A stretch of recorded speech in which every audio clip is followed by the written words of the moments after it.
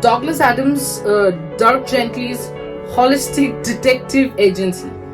The name in itself, brings about a feeling of spirituality, or maybe gives you a different, makes you think that probably this is a little different than most of the detective stories that we have read.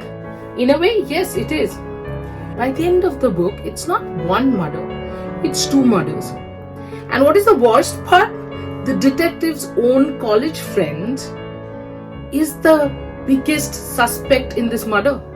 He knew with a sense of creeping dread that of all the things he had left behind in the land of the living, it was the telephone that he was going to miss the most. If you are someone who likes reading books which have time travel, probably you should pick it up.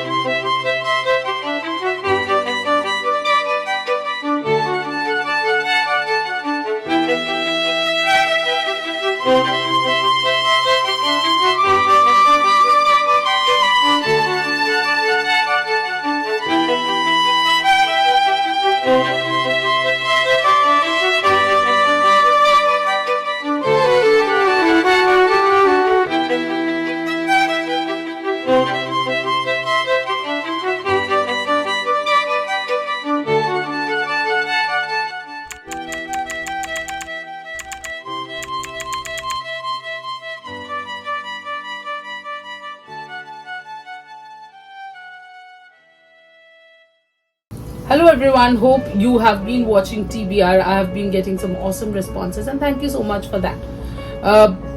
I hope you have watched our previous episode in which I have reviewed Douglas Adams' Dirk Gently's holistic detective agency. When I started reading Dirk Gently's holistic detective agency, it kind of fueled my appetite for more murder mysteries. And I went to my favorite author, Agatha Christie, picked up one of her books, Elephants Can Remember. It's from the Poirot series. Today, of course, I'm going to review Elephants Can Remember. Elephants Can Remember is a very, I always find these titles extremely intriguing. So let's first see what happens in the book. No spoilers though. So Mrs. Adrienne Oliver goes to an author's luncheon, and one of her fans, Mrs. Burton Cox, comes up to her and says that her son wants to marry Mrs. Oliver's goddaughter, Celia Ravenscroft, and because Desmond, her son, is interested in marrying Celia, Mrs.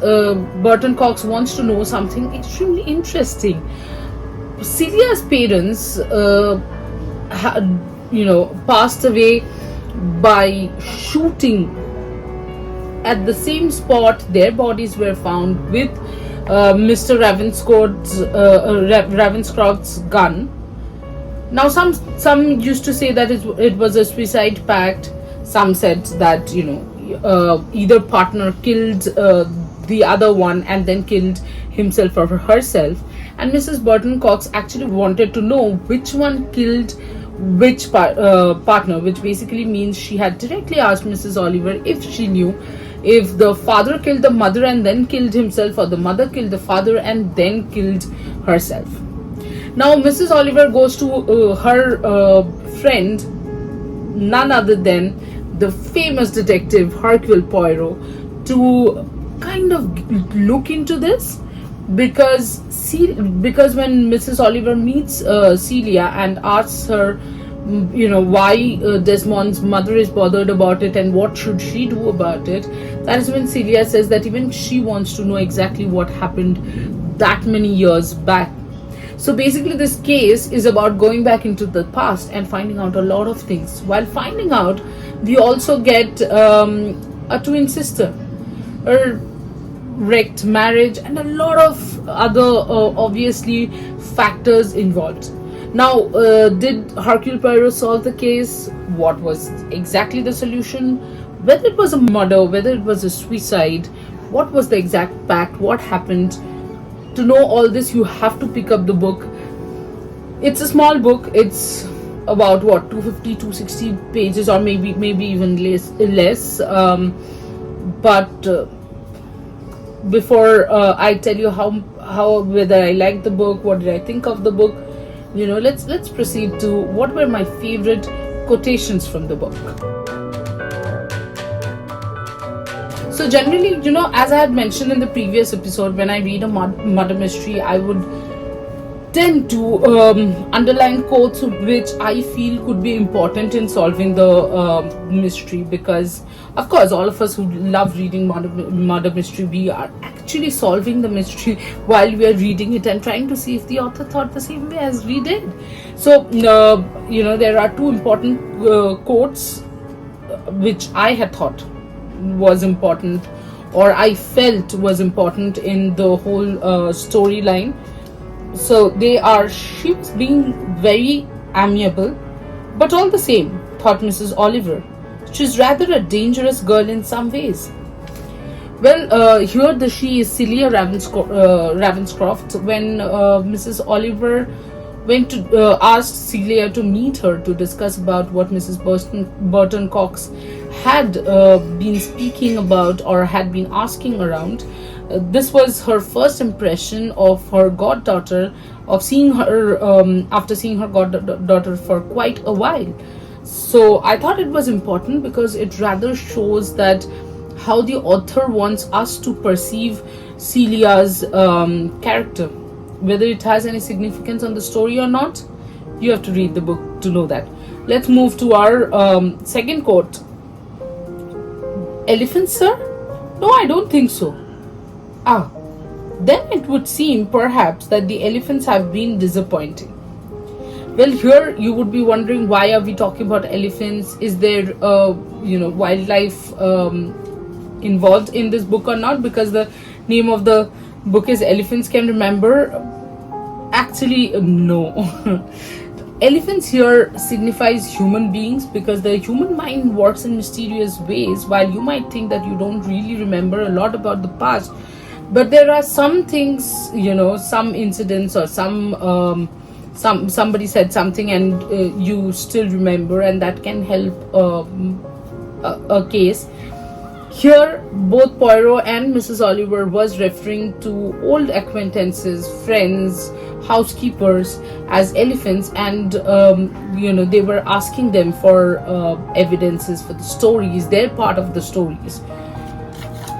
But the next line attached to this actually is a classic line, because those who have read Hercule Poirot would know, that because he is thinking about a lot of things related to a case, he says some weird things which his butler doesn't understand, and that's exactly what is written. George looked at his master rather doubtfully. There were times when he did not quite understand the relevance of Poirot's remarks.